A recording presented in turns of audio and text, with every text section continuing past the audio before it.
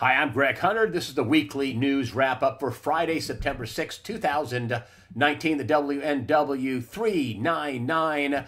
You know, it used to be for the Democrats, you had to have people like Project Veritas who do very, very good work. They do very good work.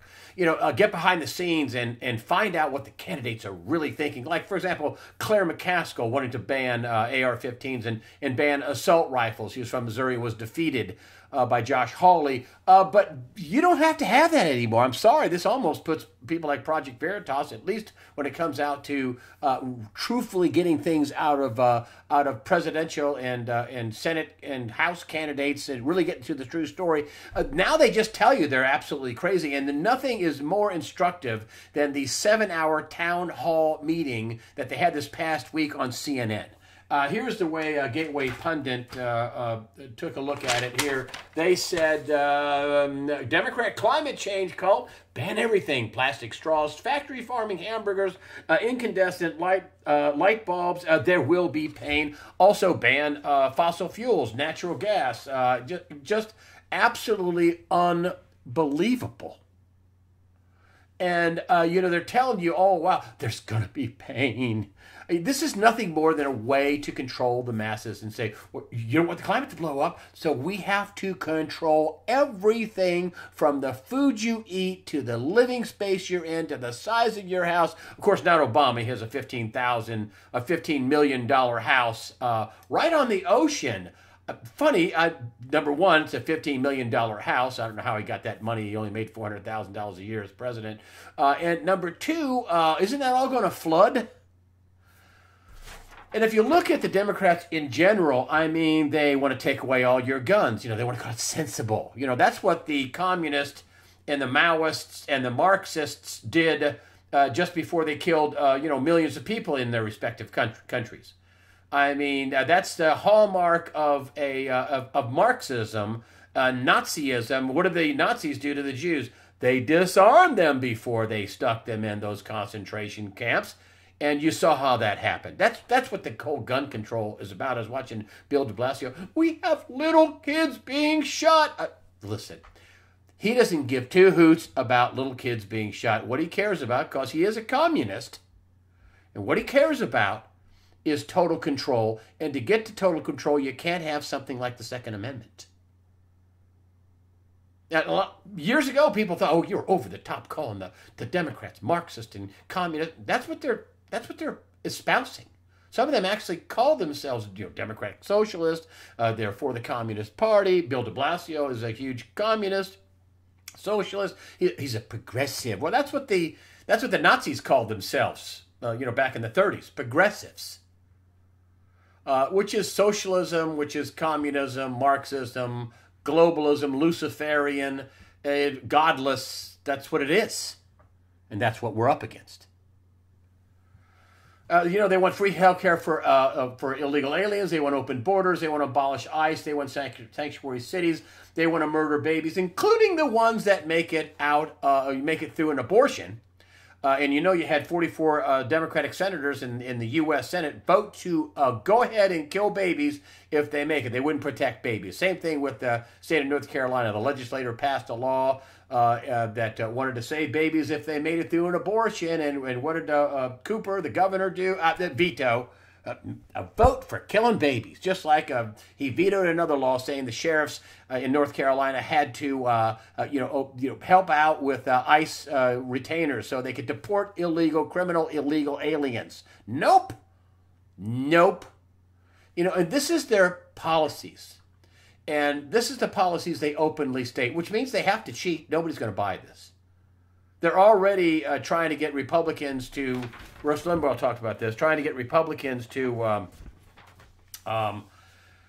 quit in Congress. I don't know, but he says he doesn't have any information about that. I'll tell you something else that they're doing with this whole climate change thing. One of the ways to protect the climate. And Bernie Sanders came out and said, I actually saw him say this. This is what he meant, though. Bernie Sanders, this is according to Gateway Pundit, Bernie Sanders openly admitted he wants mass genocide worldwide and would fund abortions abroad to reduce the world global population. To that I say, why doesn't Bernie Sanders step off that cliff first? Of grab onto your wife's hand and your kids or whatever and your family, and you step off the cliff and help us all out, because you are a useless eater, and you're breathing the air, and you're using the bathroom, and you're eating food, and maybe all the old Democrats could step off the cliff instead of murdering all these babies.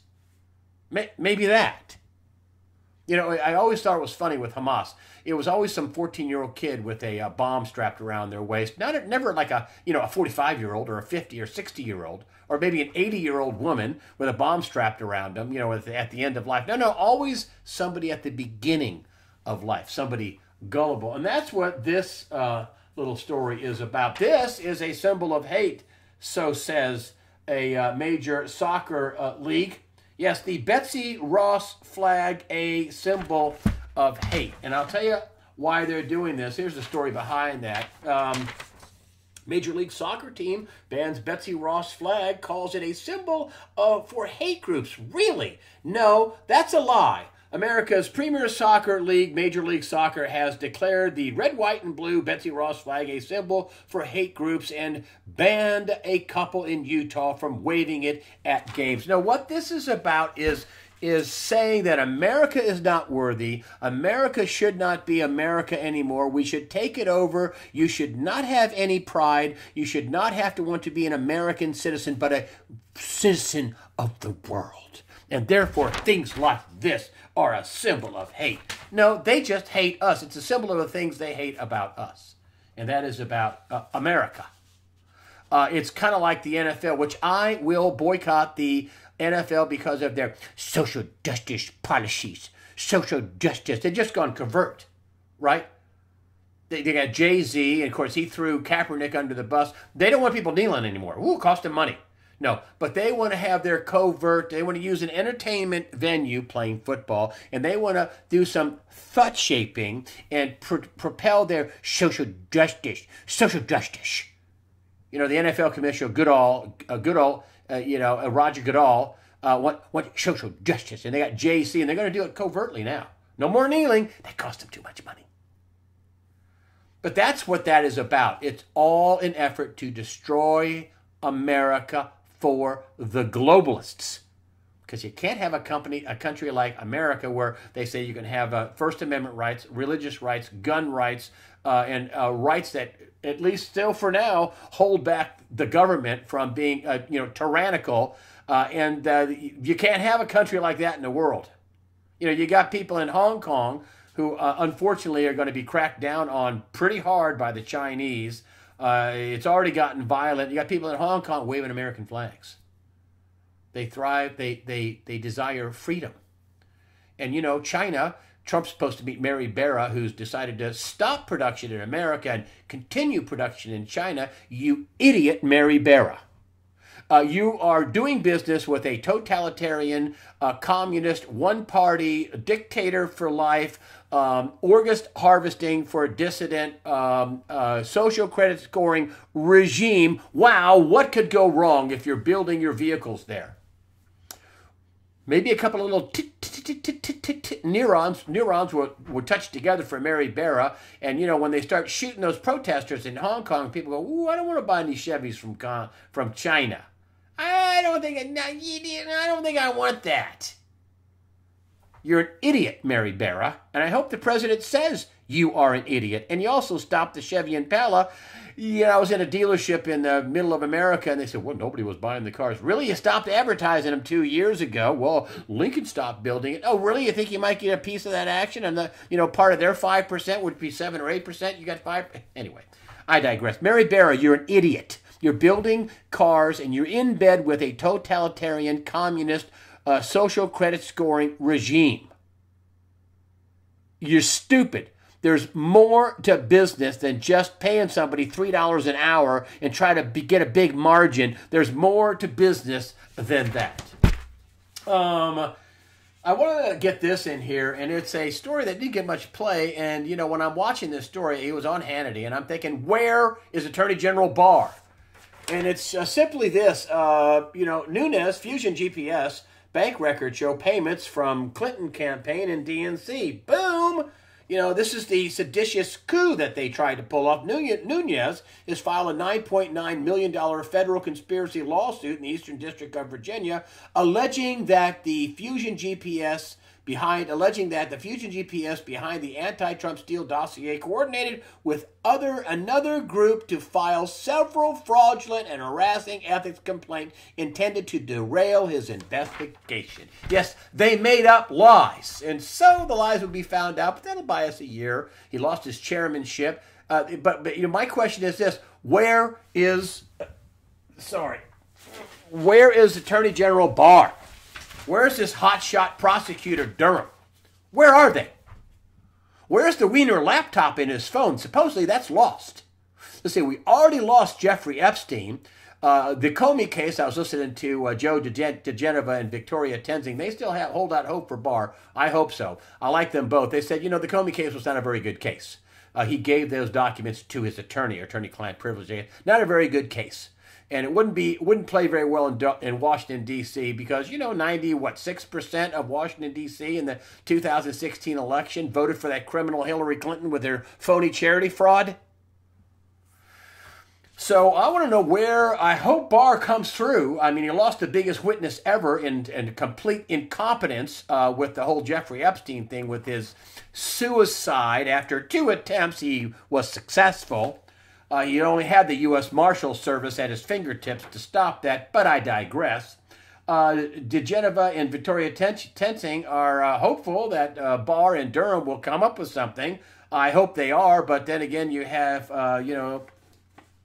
some experts on that are saying that, the president is surrounded by the deep state and the DOJ is, surrounded by the deep state, and it's hard to get stuff done. I would just start firing people. And listen. I want justice as much as anybody else, but the signs are not promising. Tom Fitton is the one who said that. He said, they got these all these deep staters that are still hanging around in the Department of Justice, FBI, and even in the White House, and it's hard to get things done. And this is why Nunes is filing a lawsuit. I'm thinking to myself, where is Barr? Aren't these criminal activities? You betcha they are. They don't need to have a FISA Inspector General report to start, making charges and indicting people. I mean, James Comey signed this FISA warrant 3 times. Other people signed it knowing it was completely fraudulently made up BS. I mean, but I will say this is a very complicated case. It involves this whole FISA thing. The whole failed coup involves the FBI, DOJ, CIA, Director of National Intelligence, the White House, including Obama, the State Department, foreign countries, and their spy agencies. So it's a bit complicated, and which shows you how desperate these people were. Now listen, I don't think, and I've said this before and I'll say it again, I do not think for a minute that massive amounts of people committed felony after felony because I just like Hillary Clinton and I detest that orange man Donald Trump. I don't believe that. I think these people are up to their neck in treason, in sedition, in bribery, in payoff, and control files. I think they're up to their necks in corruption, and they're up to their necks in illegal money, and they are compromised at the very least. That's what we're talking about, and this is a big deal, and it's global. This is why the French are offering $15 billion as a loan to Iran. I wonder if they're just going to give them some of their money, their bribes back. Remember that big top Iranian official who came out and put on the global Twitter record that he would expose the Western countries that took bribes if they don't get this deal? I mean, this was an awful deal that was unsigned according to the Kerry State Department. I don't want to just have to relive all that, but it was unsigned. They wrote Mike Pompeo and said it was not signed. So, and now we have the United States of America that is ratcheting up the what they call the massive or the maximum pressure campaign. It is a tough campaign, and they're trying to get the Iranians to the bargaining table, and I don't know if that's going to work or not.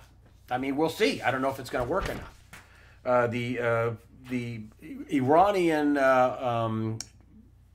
Rouhani president, Iran's president, is going to come to New York, I think, around the 25th. They're going to try to talk. China, the economy went way up because, part of which, good manufacturing or good jobs numbers. Then that China said, well, we'll talk about trade. Hey, listen, China is in trouble.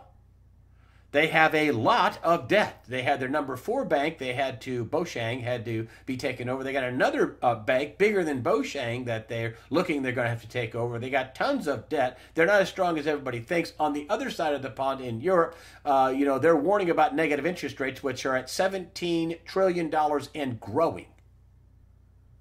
$17 trillion and growing in negative interest rates. And now even the folks at the European Central Bank, some of the people there are warning that we hold on a minute, we can't go lower, we can't have too much more of this stuff.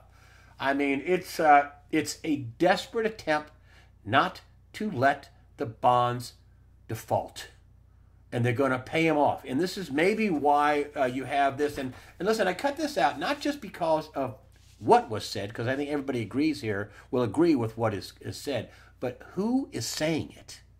And it's the BlackRock chief investment officer. The end game is coming, and central banks will debase everything to spark inflation, because you can inflate the currency, you can pay back in much less euros and yen and dollars and everything else. And this is BlackRock's chief investment officer, Rick Rieder. And he says the solution to protect yourself is to hold an asset that maintains its real value, and assets that cannot be printed. He suggests stocks, real estate, gold, and, hard assets, artwork, things like that. But I'm telling you, if the bond market blows up, I can't see how that's going to be good for the stock market. But again, this is BlackRock's chief investment officer, Rick Rieder, is warning that, hey, they're going to press the inflation button. This is the end game. This is as simple as it gets. Why? My theme is they cannot let this debt default. Otherwise, a daisy chain of defaults happens. The derivatives go absolutely haywire, which I think is eventually going to happen anyway if you start paying people in confetti. And so that's what's going to happen. Now, how far off is that? I don't know. Can Donald Trump hold this off for another year? Maybe. I mean, things are awful in Europe. That's why money's flooding into America. Things are awful in China. Not great in Japan. And so, when you're taking a look at a funds rate at 2.25% and a 10-year bond yield at 1.5% when they're negative, I mean, that's, some return. And then look what's going on in China, and wait until they really crack down on these protesters in Hong Kong. I think it's going to be ugly, and I think it's going to be a wake-up call to, maybe we shouldn't be doing business in a totalitarian, communist, one-party regime where they, club protesters in the heads like seals. Maybe we shouldn't be over there. Maybe there's more to business than just, paying somebody a couple of bucks an hour and having a really good margin.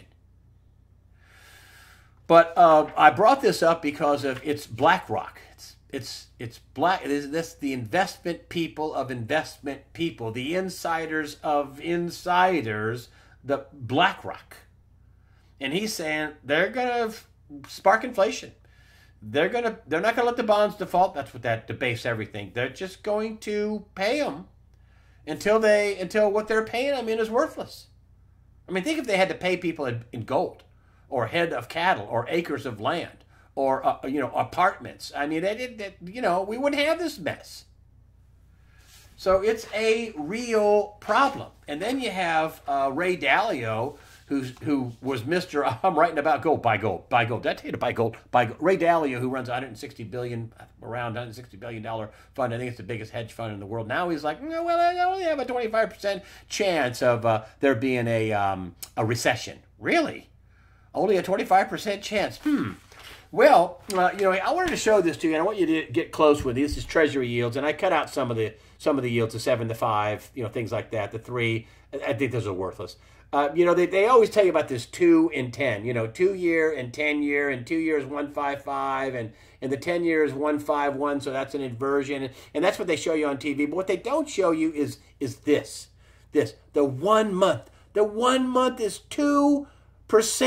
I mean, why would you get a 2-year, a 6-year, a 5-year? Why would you get a 2.05% for 1 month? For 2 months, 2.01 for 3 months, 1 point, about 2%, about 2%, 6-month money. And if you look over here, here's 30-year money, 2.6% for 30-year money, 2.5% for 1 month money. What's wrong with this picture? What is wrong with it? Well, Mr. Hunter, if you tie your money up for the next 30 years, we can give you 0.01% more. Excuse me? That is flashing danger, warning, problem, danger, warning, problem. Are they going to cut interest rates? They say the Fed's going to. Is that going to work like it did back in 08 and 09 when they keep cutting these things down? They say, the Fed wants to take interest rates 0. Really? Do they know how that's going to end up? Do they know what's going to happen? Really? Do they know what's going to... Danielle DiMartino Booth says they don't have a handle on the... she's a number 2 at Richard Fisher at the Dallas Fed. They don't really have a good handle on what's going to happen. Wow. Wow. They don't know. The trade talks with China, great. I think China is in trouble, not only just for banking, but we're not going to buy any U.S. products. Really? Well, I don't know if they're going to be they're going to stop eating pork over in China. That's one of their delicacies. One of their favorite meats is pork, and it's been ravaged by disease. They tried to source soybeans in South America. Oops, they're running a little short down there. Don't know if they can really source all they need for a population of 1.3 billion people. Now they're finding out they can't have a little problem sourcing that. So it's no wonder why they're wanting to talk. And so, of course, if China kills 1 million people, they got 1.3 billion. If they go to 1.2 billion, they're like, rounding error. I mean, I don't know what they think. It's nuts. And for U.S. businesses to be flocking over there to a totalitarian communist regime and Google to be helping them with a social credit scoring system is, kind of nuts, kind of New World Order crazy. I mean, what kind of a world would we be living in? I don't know. I think the EU wants to keep this fraudulent Iran deal. People are telling me all the time, Donald Trump is a globalist. Really? He got us out of the Trans-Pacific Partnership. He got us out of the Paris Climate Accord. He stopped the absolutely fraudulent, no-signature Iran nuke deal where people were bribed off, according to a top advisor to Iran in the global Twitter feed. He's building a wall and fighting every inch of the way and have to go to the Supreme Court to get funds, and he's going to build another 150 miles, they say. And hey, think about that now. It's not just 150 miles. It's, another 15 or 20 here, and now it's a longer way to get around, another 10 or 15 or 20 here, another 10 or 15 or 20 here, and all of a sudden it's harder and harder to get through, and that's only the beginning. And that's because the Democrats are going to try to cheat, which is what they do because their policies are cuckooville. Nobody wants to vote for them, so they're going to cheat. They're going to use mainstream media. They're going to lie about the polls, and they're going to try to flood the zone with illegal voters. And that's the 2020 election. That's what you get. And then you have on top of that, it's really unstable. I was talking to John Rubino, who I'm going to book for a guest. He has dollarcollapse.com, very smart guy. And he says, I said, hey, John, I'd like to book you for a thing. He says, I can't right now, but I will in the future. I said, okay. And all he said was, wow, it's really getting interesting. You can see it's breaking up right now. We're coming to the end. So I will have John Rubino on in the meantime. later on. In the meantime, I have Bill Holter, fantastic guest. He and Jim Sinclair have been ridiculed about this gold thing, and now people like at BlackRock BlackRock are saying buy tangible assets, which includes gold and silver. So Bill Holter will be coming on, and he'll be talking about what's going on in the gold and silver world. I know we had a big drawdown here this past week, but it fell $33 and it's still at 15, 20, or 30. Silver was off 80 or 90 cents and it's still at 18 and change. I mean, it still had a big move. And what they're planning on doing is printing a lot of money. And there you have it. That's so I'm not worried about where this is going. It's going to go bad, and it's going to be a money printing extravaganza. I want to thank you all for your comments and your donations. That helps us out. I really appreciate it, and I want you to remember this, okay? I don't want you to be fearful. That's what evil wants. Evil wants you to be afraid. Don't be. Fear not. Prepare yourself mentally, physically, above all spiritually. Fear not. God the Father and His Son Jesus Christ and the Holy Spirit are all firmly in control. Thank you for supporting USAWatchdog.com.